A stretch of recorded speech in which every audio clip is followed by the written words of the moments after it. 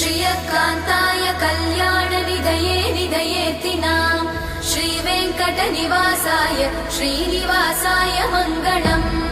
लक्ष्मी सविभ्रमालोकसुभ्रूविभ्रमचक्षुषे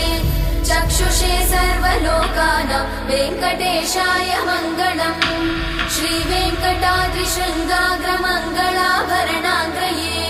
मङ्गलानां निवासाय श्रीनिवासाय मङ्गलम् सर्वावयव सौन्दर्य सम्पदा सर्वचेतसां सदा सम्मोहनायास्तु वेङ्कटेशाय मङ्गलम् नित्याय निरवध्याय सत्यानन्दचिदात्मने सर्वान्तरात्मने श्रीमद् वेङ्कटेशाय मङ्गलम्